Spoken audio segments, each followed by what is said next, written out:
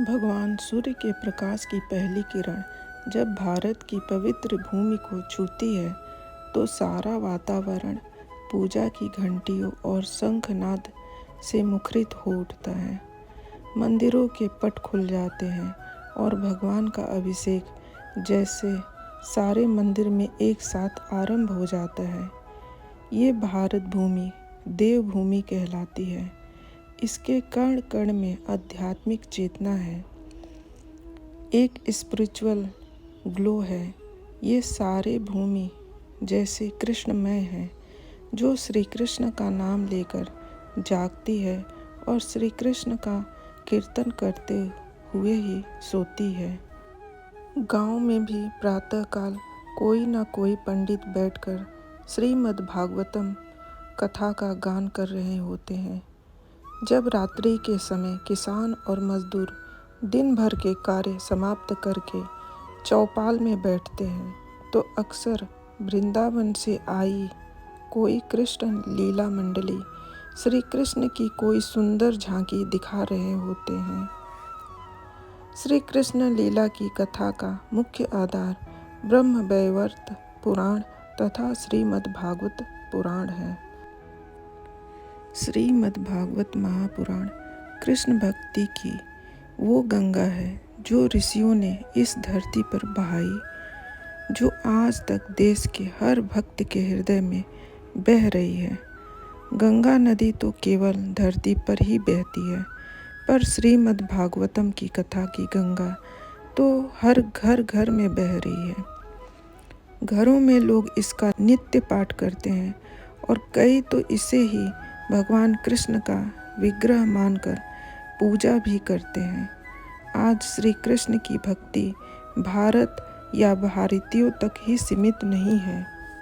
मानव मात्र के कल्याण के लिए भारत ने सदा अपनी संस्कृति और अपनी आध्यात्मिक दर्शन को कभी यात्रियों के द्वारा, कभी भिक्षुकों के द्वारा, कभी संतों और योगियों के द्वारा संसार के सभी देशों में फैलाया है। यदि भगवान बुद्ध के भिक्षुक पूर्व के देशों में गए तो आधुनिक काल में परमहंस श्री राम कृष्ण के आदेश पर स्वामी विवेकानंद पश्चिम में गए।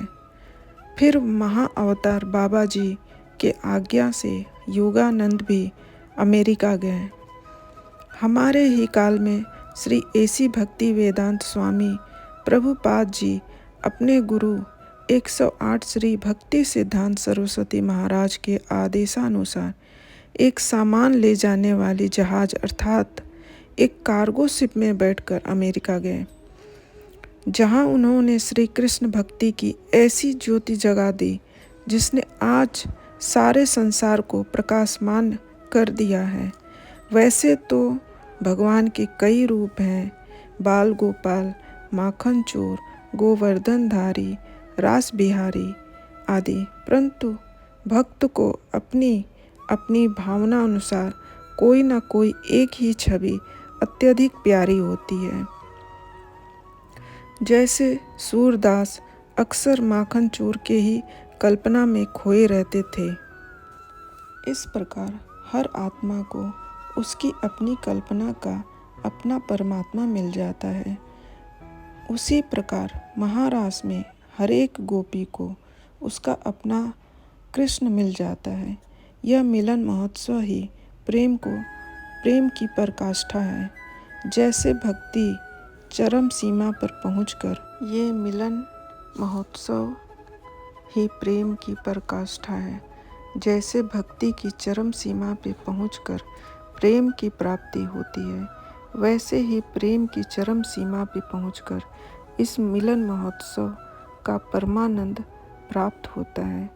उस परमानंद को प्राप्त करने के बाद फिर पाने को कुछ शेष नहीं रहता, और जहाँ से पाने को कुछ शेष नहीं बचता, वहीं से खोना शुरू हो जाता है। जहाँ मिलन समाप्त होता है वहीं से जुदाई और विरह शुरू हो जाता है। यही काल चक्र का नियम है, और सुख और दुख, मिलन और विरह, हंसी और आंसू सदा एक दूसरे के पीछे भागते चले आते हैं। सुख के बाद दुख, दुख के बाद सुख, फिर सुख फिर दुख।